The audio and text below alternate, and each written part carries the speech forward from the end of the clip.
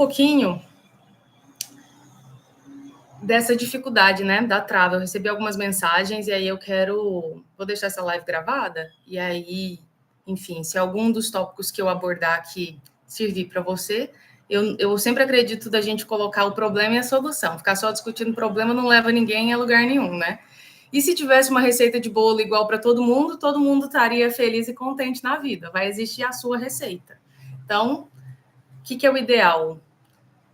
Vai ouvindo, vai aprendendo, vai pegando input, filtra o que servir para você, pratica, porque talvez seja válido. Primeira trava. Isso aconteceu com uma aluna minha até. Medo de errar e passar vergonha. Normalmente, quem tem trava de medo de errar e de passar vergonha não é só no inglês. Você vai fazer uma apresentação no trabalho, na faculdade, em qualquer lugar, você também tem o mesmo medo. Por quê? É o medo do julgamento das pessoas, né? Do que as pessoas vão achar. É o medo de, eu tenho que acertar a gramática, eu tenho que acertar o conteúdo, eu tenho que acertar aquilo que eu tenho que fazer. Muito comum esse medo, principalmente na infância, né? Em quem sofreu ali algum trauma com o professor, algum trauma com pai e mãe, que às vezes, você é burro, menino, não sei o quê, você não dá conta. E às vezes a pessoa pegou aquilo como verdade. Tá. Como que a gente vai, então, praticar para a pessoa perder o medo de falar nesse sentido de passar vergonha? Não quero passar vergonha, não passar vergonha.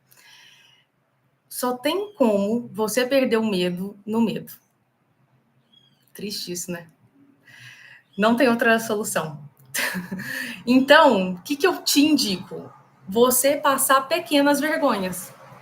Como que funciona isso, Loris? Pequenas vergonhas. Ai, eu tô querendo ver aquela blusa ali, ou eu tô querendo dar uma olhada no preço daquele carro ali. Ai, mas tô com uma vergonha de entrar nessa loja, não sei o que, não sei o que.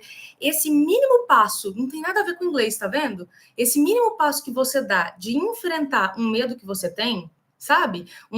Qualquer coisa, você já tá trabalhando em você essa questão aí do passar vergonha. Eu vou dar um exemplo meu. Quando eu fui para fora, lá atrás eu estava muitos anos sem praticar inglês. Eu fiz um cursinho tradicional, desses de metodologia mesmo, você fica 5 anos, nananana, me formei, passou uns 5 anos, quase não praticava, eu tive a oportunidade de ir para fora. E eu tinha muita vergonha de falar inglês, porque eu pensava assim, nossa senhora, eu não lembro de mais nada, eu não sei nem construir uma frase, como que eu vou fazer isso?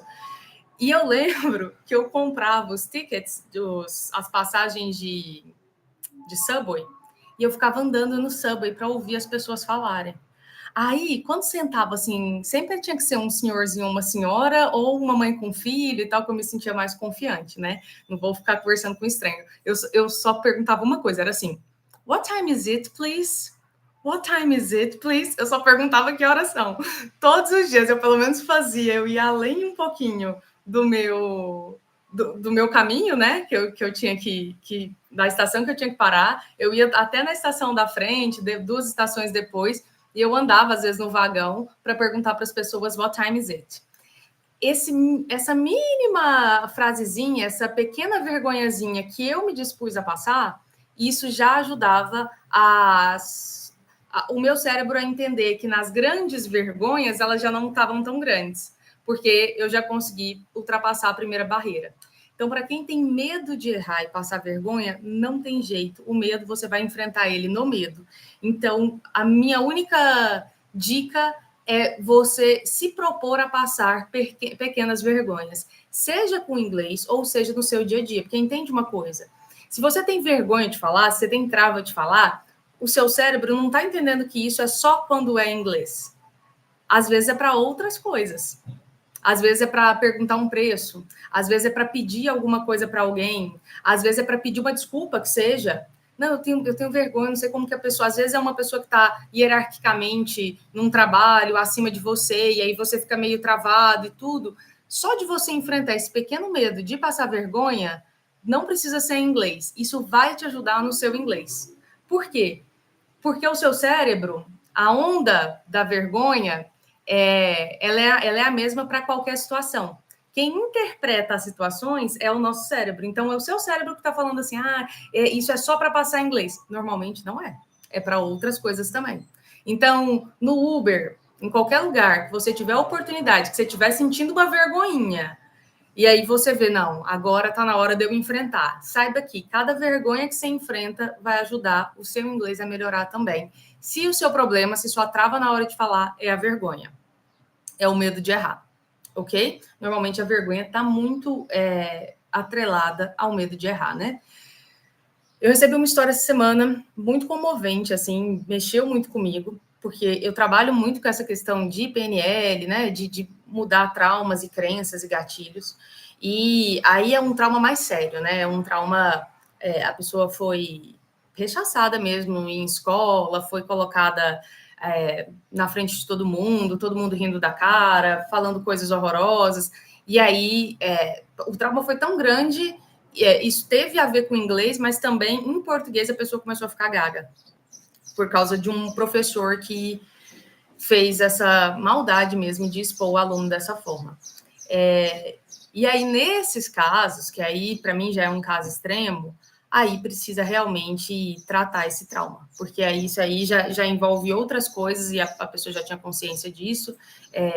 Quem tiver interesse, eu tenho, enfim, terapias que tratam esse tipo de trauma que eu já vi funcionar muito bem, assim, e funciona. Mas eu sei que esse não é um problema da maioria. A maioria é uma vergonha mesmo.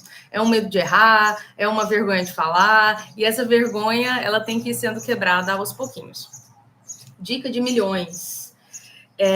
Tente treinar microcoragens, ok? Então, essa é a minha dica principal. Microcoragem, seja em situação.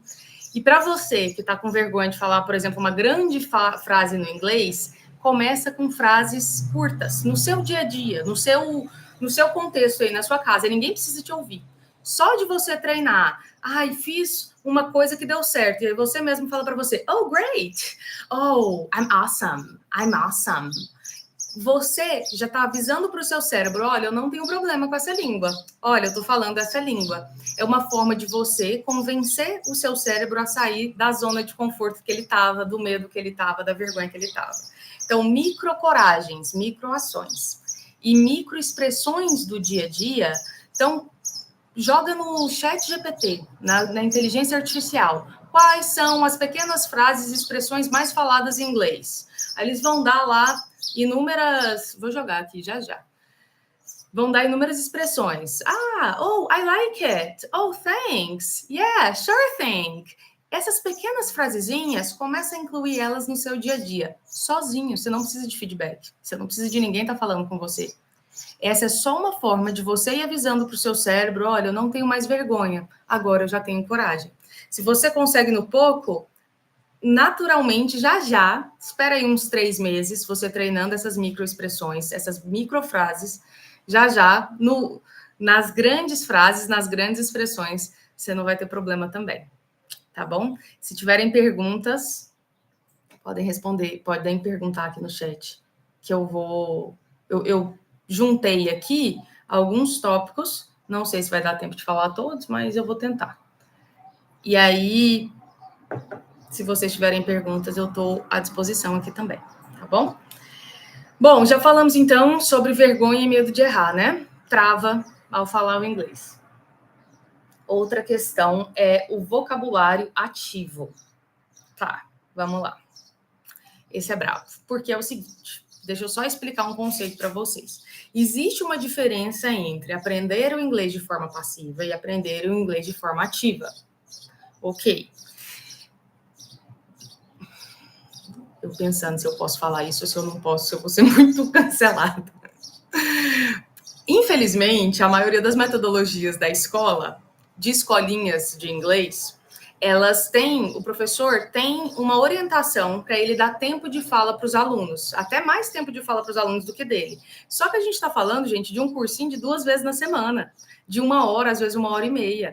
O curso não faz milagre. É você que vai ter que trazer esse vocabulário ativo. Então, entende uma coisa, quando você aprende algo, quando você assiste algo em inglês, você está colocando no seu vocabulário passivo. Ou seja, você está falando, eu consigo entender. Que a maioria, todo brasileiro fala assim para mim, nossa, para entender eu sou ótimo, o meu problema é para falar. Por quê? Você treinou muito o seu vocabulário passivo. Como que eu treino vocabulário ativo? Simples. Falando. Ah, Loures, mas eu não tenho ninguém para falar. Quem disse que você precisa de alguém para falar para você falar? Você precisa da boca, você precisa da sua voz tá boa, só isso. E aí você praticar. Ué, Loures, mas serve praticar sozinho? Serve e muito. Aí, esse é uma trava que eu não sei de onde que vem isso nas pessoas, porque tudo aquilo que você quer ficar bom, você treina, concorda? Você não precisa necessariamente de ter um espectador, de ter um ouvinte. Você precisa falar. Ah, mas eu não sei se eu tô falando certo. Fala errado. É uma forma de você liberar sua vergonha. Começa a falar. Aí, naturalmente, só para vocês entenderem, eu gosto desse exemplo da academia. Quando você vai fazer um exercício em academia ou um exercício físico, qualquer que seja pela primeira vez, você nunca vai fazer da forma perfeita. Você vai, é para você concentrar só no bíceps, mas no fundo você mexe um pouquinho a lombar, você não sabe onde você coloca o pé direito, é normal. Se você continuar fazendo, o seu próprio corpo vai achando o ponto de equilíbrio dele e alguém vai te corrigir. Ah, mas se ninguém estiver me ouvindo, como que alguém vai me corrigir? Porque você nunca vai só praticar, você vai também ouvir sempre. E o fato de você ouvir nativos falando, vídeo de YouTube, Instagram, qualquer lugar, o seu próprio cérebro vai pensar, nossa, ele falou essa palavra de uma maneira diferente, deixa eu treinar. Então, isso é um clássico, né? As pessoas sabem o vocabulário, entendeu? Eu entendo tudo, mas eu não sei usar. Por quê? Porque não pratico o uso. Então, o que você precisa? Praticar no seu dia a dia. Escolhe é ótimo, né? Escolhe ou escolha contextos ou frases. Pega 3 frases por semana que seja, ok? E coloca elas no seu dia a dia. Uma frase simples. Nossa, o ovo acabou. Vai lá no chat. Como eu falo o ovo acabou em inglês? Beleza, essa vai ser a frase que eu vou treinar na semana. Ou, por exemplo, we run out of eggs. Que, Loris? Nunca vi isso na vida. Run out é o verbo acabar. No inglês, não é o ovo que acaba. Ele não tem personalidade para ele acabar. A gente é que ficou sem o ovo, ok? Ele correu da gente, ele run out. Mas, enfim, abrindo esse parênteses, essa é uma maneira muito comum de você pegar exemplos do dia a dia, isso é uma coisa que eu falo muito no meu curso, do seu dia a dia, para você, em vez de falar em português, falar em inglês. Então, qual uma frase que você repete muito no seu dia a dia? Como que você falaria essa frase em inglês? Joga aí na inteligência artificial, mas aí você pergunta assim, não pede a palavra, não. Pede a frase. Como eles falam, vamos supor que você fala muito essa frase, nossa, tô cansado, tô cansada, preciso relaxar. Como que eu falo? Nossa, tô cansado, preciso relaxar no inglês do dia a dia. Começa a dar esse comando para a sua inteligência artificial, que ele vai te dar opções. E aí você começa a trazer essa frase para o seu dia a dia. Agora, em vez de falar em português, você vai falar em inglês. Sem ninguém te ouvir. A gente fala um pouco sozinho, é natural, né? Todo mundo tem isso. Ah, chega em casa, a gente, vamos dizer assim, a gente pensa alto. Vamos começar a pensar alto em inglês? Essa é uma excelente técnica para você começar a destravar a sua fala. Para você trazer o vocabulário passivo, que antes você só entendia, para o ativo. Quando você assistir um vídeo que você fala assim, nossa, entendi tudo desse vídeo. Lindo, para o seu ego. Porque se você tem trava para falar, não vai adiantar de nada. Nossa, eu tô sincera hoje, hein? Tem dia que eu tô mais alisando. Hoje eu tô no sincericídio. Vamos lá. Se você assistir um vídeo e você falou assim, nossa, que ótimo, eu tô muito fera no inglês, hein? Entendi tudo. Amigo, desce do pedestal, volta nesse vídeo de novo e escolhe uma ou duas frases que você pensou, tô muito fera. Então, beleza. Escreve essas frases e fala assim, essas aqui são as que eu vou praticar.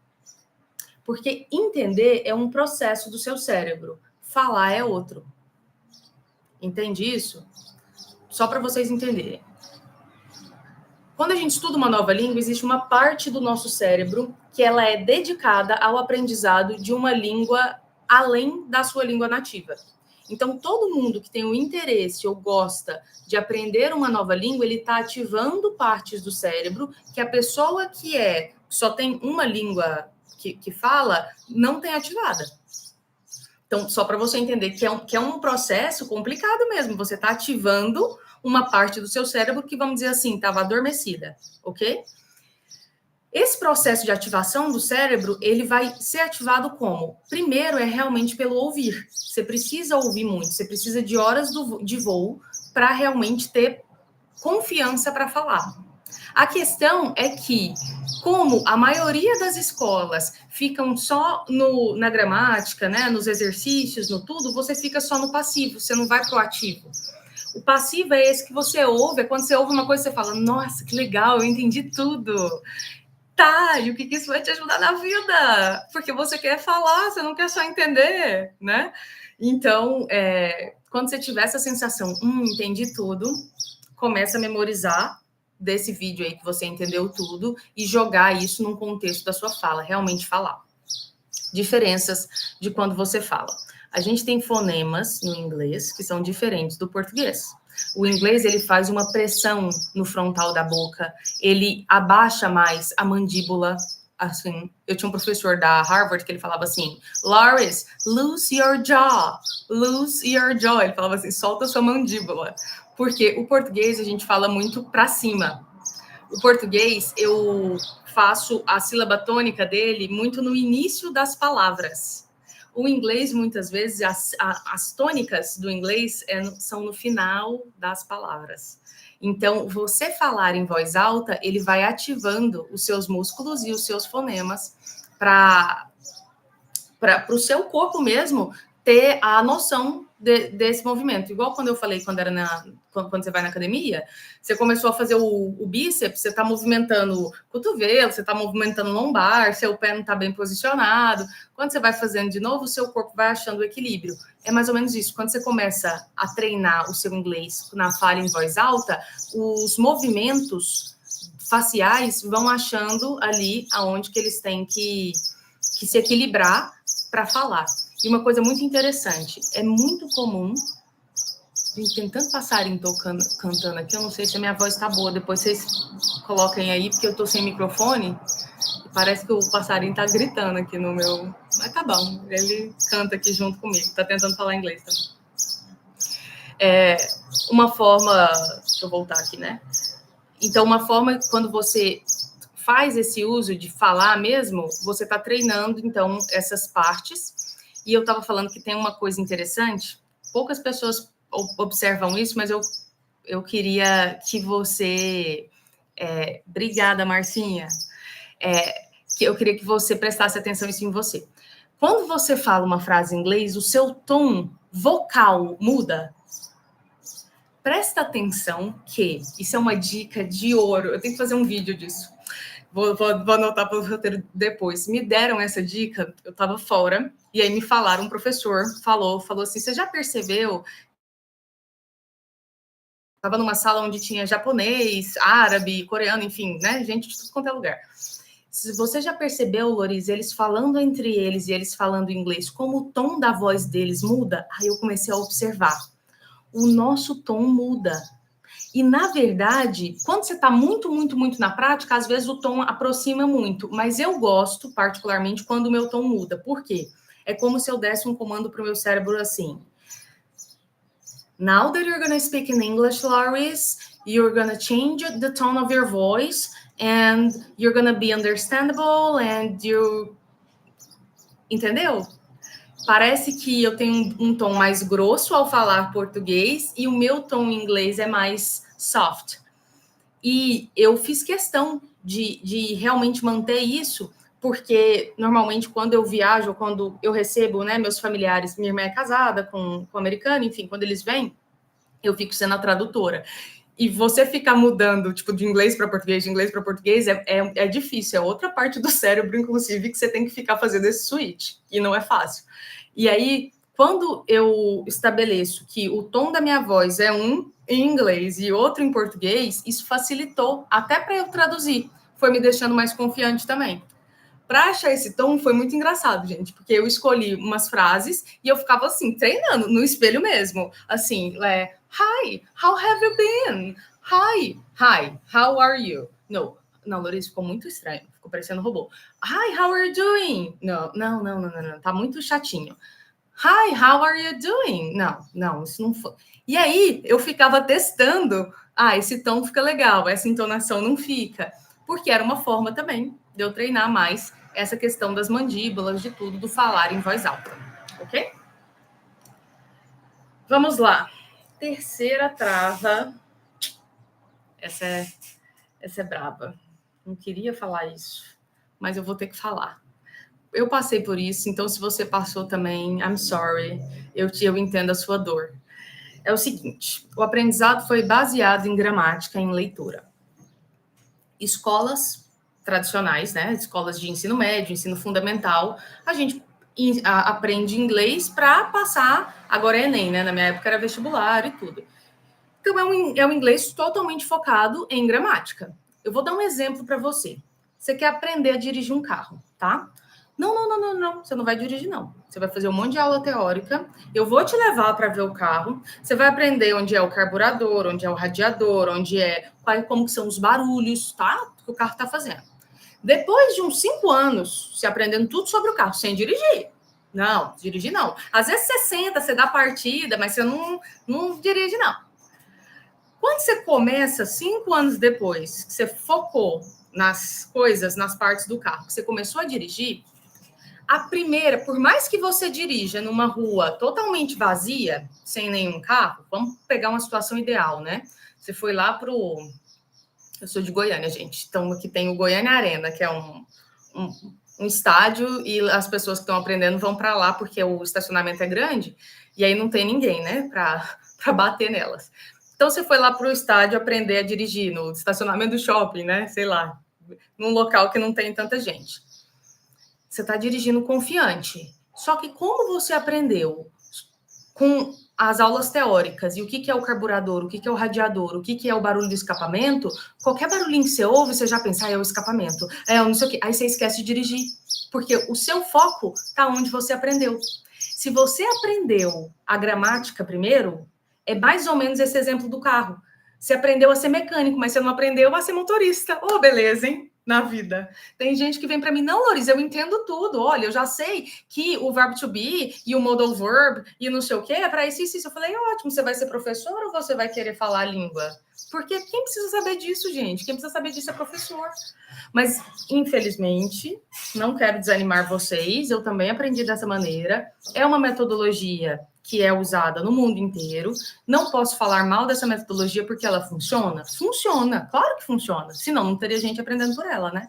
A questão é que, para ela funcionar, você precisa dos 5, 7 anos aprendendo a gramática, o carburador, o radiador, o escapamento, a teoria, e você precisa mais de 5, 7 anos colocando isso em prática e falando.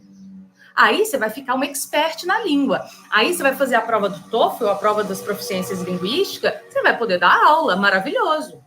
A questão é que às vezes é 5, 10% das pessoas que querem aprender uma língua que elas precisam disso. A maioria das pessoas, elas só querem falar. E para você falar, você não precisa de ficar sabendo gramática e leitura e não sei o quê. Você precisa o quê? Saber da fala. Então, enfim, né? Vamos pensar na solução disso, porque de problema eu já falei demais.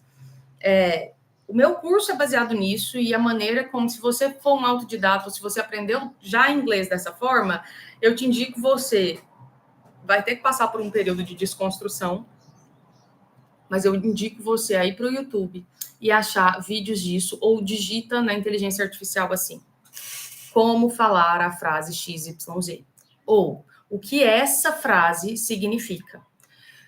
Quando eu falo de frase, eu estou falando de chunk of language. O que é um chunk of language? É um pedaço de linguagem. É tipo assim, no português, a gente fala por pedaços de linguagem. Exemplo, isso aqui que eu acabei de falar. A gente fala por pedaço de linguagem. A gente fala por favor. A gente fala obrigada. A gente fala é um pedaço de linguagem. Certo? Quando você vai no restaurante, você fala assim, Me dá uma coca e um sanduíche, por favor. Quando você vai pedir alguma coisa ali no balcão da esquina, você pode me ver uma água com gás e um chiclete, por favor? Você pode me ver? Me dá não sei o quê. São formas de falar em português, não são? São pedaços de linguagem que já está pronto. Não adianta, não precisa inventar a roda. Agora, imagina um gringo aprendendo português. Eu quero... me vê um copo d'água, me vê uma água, mas eu não quero só ver, eu quero pegar a água. O gringo ia ficar doido se ele fosse pensar em traduzir palavra por palavra. Da mesma forma, o brasileiro fica doido quando ele ouve can I have? Eu posso ter um copo d'água? Não faz sentido isso. Não faz sentido mesmo. Por quê? Porque você está traduzindo do literal. Porque você aprendeu por gramática, porque você aprendeu por palavras, você não aprendeu por pedaços de linguagem. O can I have é o nosso me vê entendeu? Então, quando você for pesquisar uma frase que você quer começar a treinar a sua fala, você não vai traduzir a palavra, você vai sempre traduzir a frase, você vai perguntar assim para a inteligência artificial. Gratuita, tá, gente? Não precisa pagar para isso, não. Associativa, em português, anota esse nome. Tradução associativa da frase XYZ. Por quê? É a história que a gente passa pelo... Quem já tá aí com o inglês há muito tempo, quer falar assim, você já foi em tal país? Have you gone to this country? Porque a pessoa pensa, eu vou traduzir, né? Você já foi, essa estrutura eu tenho que usar... Eu tô imitando a pessoa que aprendeu em gramática, tá? Eu tenho que usar o have, porque é present perfect, e aí é you, então tem que ser have, não pode ser has, porque se fosse she, tem que ser has. Aí eu tenho que usar o terceiro verbo da terceira coluna do past participle, que aí no caso é foi, então teria que ser gone, e aí eu vou usar... Tá. Aí a pessoa fez um quebra-cabeça gigantesco para formar uma frase que tá errada. Porque se você quer perguntar para a pessoa se ela já foi em tal lugar, você não vai perguntar have you gone? Ó, que bonito. Não, Loris, vai sim, porque have you gone já foi. Have you gone já foi se a pessoa ainda está no lugar. Porque go, nesse sentido, quando você usa o gone, a pessoa foi e não voltou. Então, eu liguei para uma amiga. Aí eu descobri que ela foi para a França e está lá. Aí eu vou perguntar, have you gone to France? You didn't tell me. Você foi para a França, você está aí, ok? Diferente se eu usei meu mouse aqui, agora deu ruim. E eu perguntasse assim, você já foi para a França? Eu tô com você aqui na minha frente. Aí eu falaria, have you been to France? Nossa, Loris, inglês é difícil demais. Não é, gente. É só porque você está tentando inventar a roda. Você está tentando dar significado para os verbos em inglês conforme você acha que é o certo. Então go é ir. Então o passado de ir é foi. Então, se eu quero perguntar, você foi? Eu tenho que perguntar assim, assim, assim. Se você fosse a pessoa que inventou o inglês na vida, tudo bem. Mas, amigo, o inglês já está inventado. Para que você quer ficar formando uma frase na sua cabeça? A frase já está pronta, Brasil.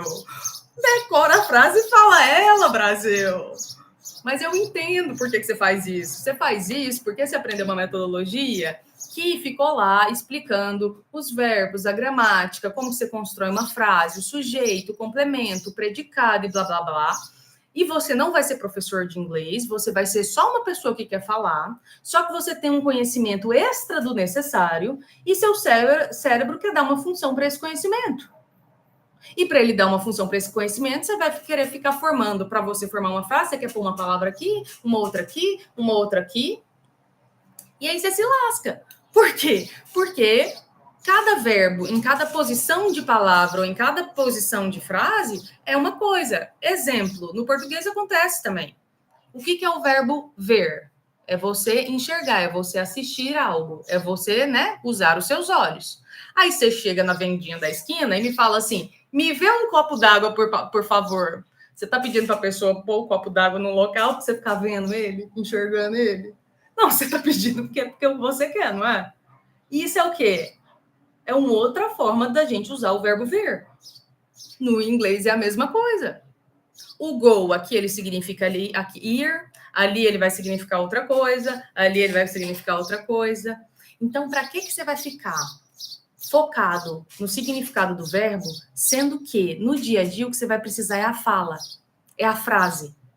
Então, não interessa muito o que o verbo significa ou como que você usa o verbo. Interessa a frase que você quer falar.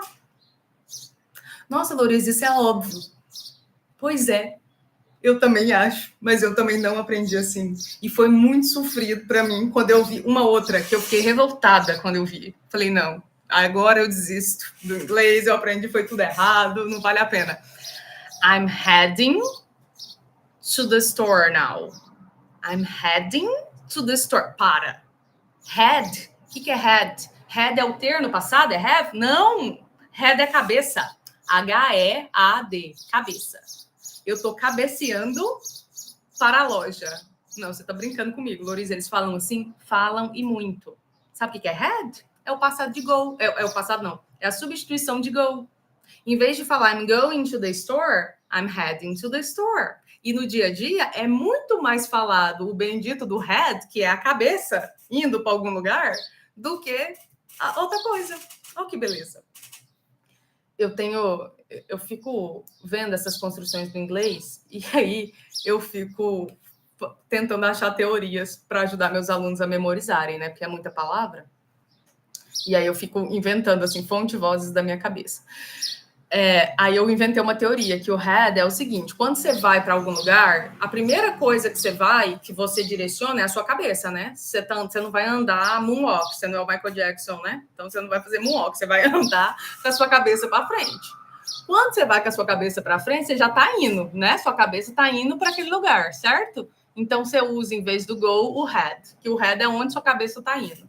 E aí você vai entender por que em tantos lugares quem já assiste muito inglês, eu acabei de fazer uma aula de aeroporto para uma turma que eu tô com agora, e aí eles, nos vídeos, né, que a gente pega vídeos do dia a dia, né, real, que eles usam lá. A moça lá do vídeo está falando, I'm heading to the check-in counter right now. Aí meus alunos, olá, ela tá heading. Aí eles começam a fazer assim. Porque é uma palavra que, beleza, você sabe que ir é go. Você pode usar go no seu dia a dia, mas você vai ouvir o head. E se você ouvir I'm heading to e você não entender, aí já começa o efeito dominó, né? Sabe qual é o efeito dominó da frustração? Não tô entendendo nada. Esse inglês é difícil demais. Isso aqui não dá para mim. Eu não dou conta. Isso, aquilo, aquilo. Aí já desistiu. Porque para construir é anos, para destruir é um pensamento assim, já desiste tudo. Enfim, né? Sobre isso. Você vai se frustrar, é normal. Eu me frustro até hoje, tem hora que eu me pergunto, eu cometo uns erros que eu falo assim, como você tem coragem de dar aula? Você não devia dar aula não, minha filha. Porque que absurdo esse erro que você está cometendo, Lourise. Mas a gente comete, gente. E enquanto os alunos não entenderem isso, enquanto os professores ficarem exigindo por perfeição, essa estatística do Brasil, não sei se vocês sabem, mas o Brasil é um dos países mundialmente conhecidos como os alunos mais fazem curso de inglês, e eu não me lembro se é 80%, 90% de pessoas que não conseguem falar a língua. E a maioria das pessoas tentaram cursos. Mas por quê? Porque, infelizmente, no Brasil foi propagada uma cultura que o curso é assim. Você vai lá, assiste a aula, faz tantos anos, e aí acabou. Você já está formado. É a mesma coisa de você chegar numa nutricionista e falar assim, olha, eu quero emagrecer, eu quero ser fitness, eu quero ser saudável. Aí ela vai passar um protocolo para você, você vai seguir só tanto tempo, e aí depois você pode esquecer, tá? Você não precisa fazer mais, não, porque você já aprendeu a ser fitness e ser saudável. Você não precisa fazer mais nada. É muita loucura isso, né? Se você resolveu aprender uma língua, meu amigo, I'm sorry, mas vai ser pro resto da vida. Você acredita? Você vai ter que ficar praticando ela pro resto da vida? Por quê? Porque seu cérebro esquece. Língua é processo de memorização. Tudo aquilo que você não pratica, você perde a memória. E aí, é o que eu falei lá no início. 2 formas de praticar. A forma passiva e a forma ativa. Porque se você fica só na forma passiva, é lindo pro seu ego. Nossa, eu entendo tudo de inglês. Eu sou ótima. Olha, você me dá para ler, Louris, eu entendo tudo. Eu ouço, eu entendo tudo. Lindo. E para falar? Ah, não, para falar. Ah, é porque falar. Ah, é porque falar. Falar, você precisa de prática. E prática, vou repetir, você não precisa de outra pessoa. Você não precisa de um espectador para ficar assistindo você praticando. Você precisa praticar. Ai, mas e se eu falar errado? Mas você vai falar errado. É isso aí. Se você falar errado é porque você está no caminho. E uma hora esse errado vai ficar certo. Não, mas e se meu cérebro registrar errado? Amigo, o seu cérebro não está registrando nada. Deixa ele começar errado, depois ele vai para o ótimo. Primeiro feito, depois vem o perfeito. Mas, enfim, eu vou terminar. Estou quase aqui. Vamos voltar para a próxima. Eu fiz aqui alguns tópicos, né, das por que as pessoas travam. Então, medo de errar e passar vergonha foi o primeiro, a gente falou sobre isso. A falta do vocabulário ativo, você sabe, mas não consegue usar. A tradução mental, palavra por palavra. A dificuldade com pronúncia e sons inexistentes em português. Essa é, olha, vamos lá. A pessoa evita falar para ela não soar errado. Aqui, a gente vai mexer com vários conceitos diferentes. Eu vou dar alguns conceitos básicos só para você entender. Por que que a fala do inglês é tão difícil, às vezes, para a gente entender? Às vezes é muito mais fácil a gente ler o subtitle do que ouvir, né? E a gente passa por esse vício primeiro mesmo, é normal. A gente primeiro lê, memoriza e depois a gente consegue literal ouvir. Vamos lá, vocês entendam comigo uma coisa. Vou pegar uma palavra muito simples. Chocolate, tá? Vamos falar a palavra chocolate no português, vamos escrever ela. Você vai escrever show, C-H-O, co, lá, T. E aí você vai falar todas as sílabas de chocolate. Essa é uma língua silábica. A maioria das línguas latinas são silábicas. Significa que você escreve a sílaba e fala a sílaba. O inglês e muitas línguas anglo-saxãs são línguas de stress sound. Stress, pensa, estressante, estressado. Som, barulho, né? Então, estou morando em Londres há 5 meses de inglês britânico, é muito rápido. Amiga, o inglês britânico, deixa eu te explicar, o problema dele não é ele ser rápido. O problema dele é as letras que eles comem. Vou dar um exemplo. Esse é um exemplo real. Minha irmã é brasileira, né? Estudou, tal, mora fora hoje, e ela estudou, e ela foi professora há muito tempo para alunos do exterior. Morava na Austrália, dava aula para filipinos, e entrou um britânico. Falou assim, excuse me, my name is Arthur. My name is Arthur.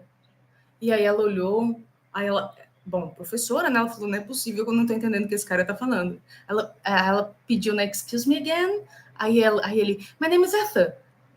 Aí ela, I'm sorry, I don't understand what you're saying. My name is Arthur. E ela não conseguia entender. Enfim, ela falou assim, I'm sorry, I really can't understand. You can enter, take anything you want, and okay.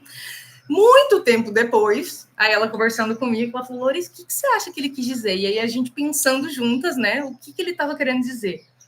O britânico, ele não fala o R, né? Ele come o R. Então, ele estava falando, my name is Arthur. Só que ele falou Arthur. Porque o britânico tem essa mania de comer o R. De muitas vezes comer o T, né? Muitas palavras, eles simplesmente não pronunciam um T.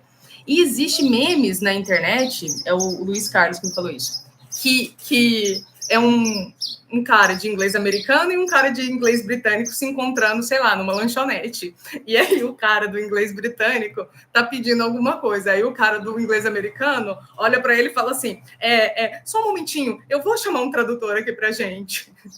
Eu passei a mesma coisa, eu trabalhei com uma pessoa de Portugal, dos Açores. E de verdade, eu pensei assim, eu não sou fluente em português. Quando eu trabalhei com essa mulher, eu pedi para ela falar comigo em inglês, porque eu entendia melhor o inglês dela do que o português dela. Gente, isso é uma história real. Ela carregava tanto que eu não entendia, e ela usava umas palavras que eu nunca ouvi na vida, que eu pensava assim, eu ficava totalmente insegura. E isso acontece muito. E qual que é o problema da pessoa que preocupa muito com o sotaque? Ou que preocupa muito com a maneira perfeita de aprender inglês? Porque quando você viaja, eu, por exemplo, eu negociava com um chinês que eu ficava pensando assim, como que esse cara tem tanta confiança de falar? Eu não estou entendendo nada do que ele está falando, e ele fala uma confiança, como se ele estivesse entendendo no ritmo dele, né? Ainda eles falam, né? Tipo, how are you doing? Sabe? Eles nem falam no ritmo do... O que eu comecei a ver? Que o inglês, ele é uma língua falada no mundo inteiro por diferentes povos. Essa história de você ficar preso demais em sotaque na maneira de falar, você vai se lascar. Se você for para um país muito específico, por exemplo, estou indo para Londres, para de ouvir tudo que é inglês americano, pega um monte de vídeo em Londres, aí você que está aí, que fala que eles falam muito rápido, põe assim, inglês, ESL, a letra E, a letra S, a letra L. E aí você vai pôr British ESL, ok? Que é English as a Second Language, que aí vai aparecer vários vídeos e você não vai ouvir os vídeos de gramática. Não fica ouvindo vídeo de professor te explicando gramática, que isso não vai te ajudar. Assiste vídeo, pode ser desenho, pode ser, enfim. Eu faço muito isso para os alunos do curso, esses links de vídeos. Porque você precisa começar a entender conforme eles falam. E aí, o que você vai fazer? Nos primeiros vídeos, pega os vídeos bobinhos, os facinhos mesmo. Você põe lá a legenda, lê a legenda e ouve. Primeiro, legenda em português, né? Que você precisa entender o que ele tá falando. Para com essa bobeira de não pode traduzir. Tem que traduzir sim, porque seu cérebro precisa entender, senão ele não memoriza. Assistiu, aprendeu em português eu entendi. Beleza, agora eu vou pôr em inglês. Agora vê a legenda. Você vai ver que uma frase... Sabe o chocolate que eu falei em português? Sabe como eles falam em inglês? Em inglês, a gente fala... É escrito, né? A palavra chocolate é escrito mais ou menos da mesma forma. Chocolate. Chocolate. Uma palavra que teria 3, 4 sílabas vira uma só.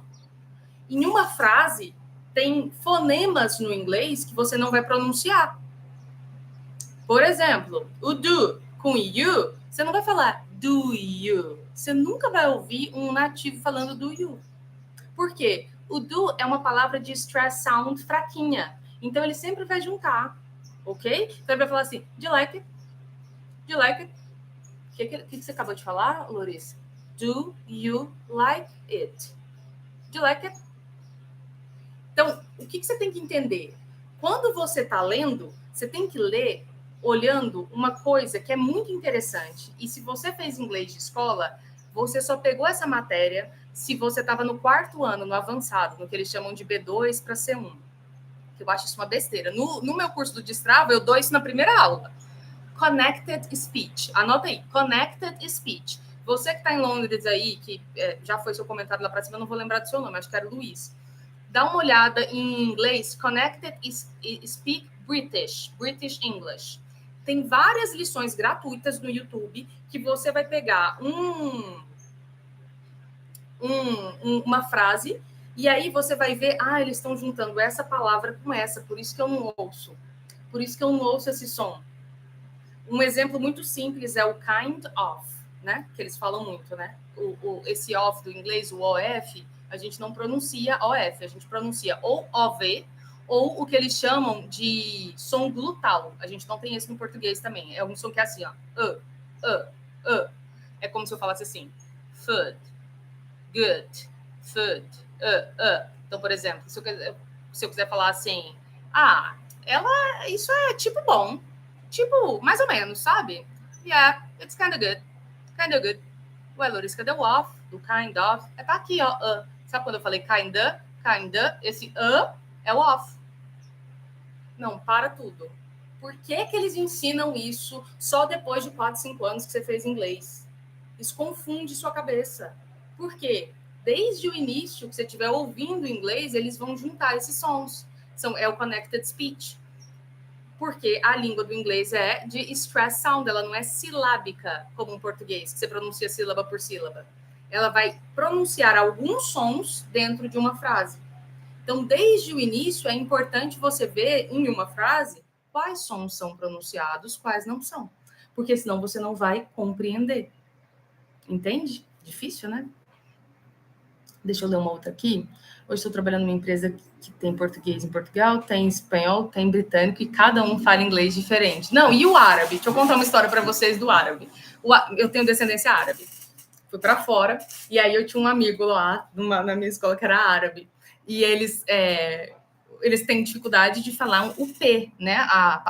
O som P de pato, esse P, né, que sai um arzinho da nossa boca, eles não têm isso na língua árabe. Por isso que a gente vai zoar os árabes, a gente fala brimo, porque eles não falam primo, para eles isso é diferente. É difícil você fazer. A hora que você presta atenção, pra gente é normal, ó, presta, pra gente, bresta, bra gente. Um eu tô usando aqui, o outro eu tô usando aqui. Pro árabe é muito difícil. E aí, muita sacanagem, eu tava com ele no carro e ele pediu para um guardinha, mas o guardinha era árabe também, ele tava zoando o meu amigo, né? Ele falou assim, I wanna bark here, I wanna bark here. Bark, em inglês, é latir, B-A-R-K. E park é estacionar. E ele queria falar que ele queria estacionar aqui. Aí ele falou assim, I wanna bark here, can I? Bark here. Aí o policial pegou assim, tava de turbante, o policial era árabe mesmo, bateu assim nas costinhas dele e falou, bark? Ho, ho, yes, you can bark, ho, ho, but park, no, you can't, no parking here. Aí meu amigo olhou, tipo, percebeu que era zoado, tava sendo zoado, né, em algum lugar, e saiu. Essa necessidade, né, da gente ficar muito preocupado na hora de falar com os fonemas é interessante quando você já está de um nível assim intermediário, avançado, já está trabalhando na área e realmente tem tempo de encheção de linguiça, realmente você tem tempo de caçar pelinho em ovo. Você está com tempo de caçar pelinho em ovo? Vamos treinar, treina comigo. Patoca, three. Aí não tem problema, entendeu? Agora, você está precisando falar, você está precisando se destravar. Amiga, joga o F. Free, tá tudo bem. Ninguém vai achar que se você falar free dollars, ninguém vai achar que o dólar é livre. Todo mundo vai entender que você vai falar $3 se você estiver comprando alguma coisa. Pelo contexto, eles entendem. Quando você viaja, você vê um russo falando. Tive uma amiga russa, um sotaque tão carregado que tinha hora que eu pensava assim, como que os clientes entendem ela? Tem hora que nem eu entendo. As pessoas vão fazer uma questão de te entender, porque elas vão entender por contexto. E outra, eles vão perguntar. Nem o americano entende o britânico em tudo, ele pergunta, o que você está falando? Inclusive nos stories eu faço questão, né? Acho que vocês já perceberam, de colocar muito inglês de outras pessoas falando. Vocês começarem a reconhecer isso. Sotaque não é uma coisa que você tem que preocupar. Então, sobre a dificuldade de pronúncias e sons inexistentes, né? Que é o último ponto aqui. Ainda tem algumas coisas, mas eu vou encerrar, que eu vou entrar numa aula já, inclusive, para dar. Existe uma técnica, essa técnica eu uso em todas as aulas do meu curso, justamente para ir destravando sua fala. Ela chama shadowing. Shadow, de sombra mesmo, sabe? S-H-A-D-O-W, shadow. Põe o ING no final, shadowing. Essa técnica, você vai jogar no YouTube. English shadowing, ok? Aí, vai vir um monte de vídeo besta, bobo. Tem uns que você vai gostar, tem uns que você não vai gostar. Filtra lá, porque à medida também que você vai achando, o seu YouTube vai trazendo mais coisa que você gosta, tá? Você vai praticar essa técnica de shadowing. O que é? Você sombrear, você espelhar a outra pessoa. Essa é a técnica de shadowing. Então, enquanto a pessoa está falando, você está imitando ela. Essa é uma das melhores formas de você praticar o som. Se o seu interesse é viajar para um país específico, coloca, por exemplo, a Austrália, que tem um sotaque muito específico australiano.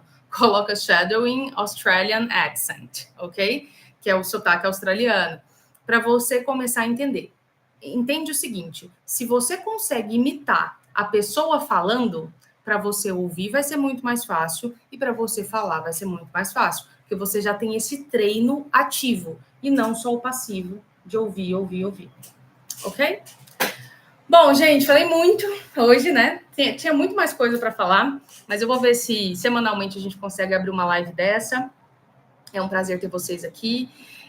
Eu acredito muito na forma de aprender inglês e de praticar de uma forma autodidata mesmo. Eu acho que muita gente já sofreu demais em cursinho. Tem sim como fazer de maneira autodidata, principalmente se você já, enfim, se você já tem um nível muito bom de inglês. Se você está começando, ou se você tem um nível intermediário, mas trava muito para falar, se você aprendeu daquela forma lá que eu expliquei, do mecânico, em vez de você aprender a ser motorista, você aprendeu a ser mecânico de carro. Em vez de você estar falando, você está só aprendendo a consertar, né? Falar gramática, essas coisas. As matrículas do curso Destrava Fala, do zero à conversação. São 6 meses de curso. Eu não dou mais que isso. Eu não tenho interesse nenhum em ter aluno dependente de mim. Eu ensino todas as técnicas de maneira estruturada e eu vou em todas as estruturas do inglês mais importantes para você falar, que são presente, passado, futuro, formas de falar. A gente só usa diálogos reais do dia a dia. Eu trabalho tanto inglês americano quanto britânico, porque você vai ouvir eles em qualquer lugar. Bom, se você tiver interesse nesse curso em específico, eu estou dando ele só ao vivo. Eu só aceito 10 alunos por turma, porque eu realmente acompanho o aluno. A gente tem um grupo de WhatsApp e tudo. Mas eu estou gravando esse curso também. Ele vai sair por um preço super acessível para todo mundo ter acesso. Mas, enfim, caso você tenha esse interesse de fazer um intensivão de 6 meses de inglês, são aulas 2 vezes na semana, 1h30 cada aula. Cada aula é um tema diferente. É muito conteúdo. O material didático é todo produzido por mim mesmo, por mim não, né? Eu comprei diálogos de fora e com áudio, né, do pessoal de fora também. E para cada situação, assim, aeroporto, rotina, comprar comida, enfim. E aí você vai começar a entender as principais diferenças das estruturas inglês e português. Por que no inglês eu falo assim? Por que no português é assim? O que é essa história de tradução associativa? Então, são 6 meses para você reconfigurar seu cérebro, entender o inglês e começar a sua prática. Fluência é com tempo. Até hoje eu estou trabalhando a minha fluência, ok? A fluência é horas de voo. Não fica preocupado em ser fluente, fica preocupado em falar, né? O curso vai te ajudar a falar. Então, se você tiver interesse, me chama no privado, já eu respondo você ali. Realmente, eu abri poucas turmas, porque se eu não tenho tempo de dar atenção para os meus alunos, eu prefiro não ter esses alunos, porque eu trabalho com muita gente que foi muito traumatizada. Mas, de qualquer forma, se você não tem interesse ou não, Loris, eu não quero esse investimento agora, eu não estou com esse tempo agora, participa das lives, vai seguir no Destrava, que no que eu puder te ajudar a você ir melhorando seu inglês de forma gratuita aí, né, de autodidata, vai ser um prazer eu poder ajudar a destravar a fala de vocês, tá bom? Foi um prazer ter vocês aqui, muito obrigada nesse sábado de manhã, e eu espero que a gente se veja em breve. Qualquer coisa, manda um direct. Estamos aí.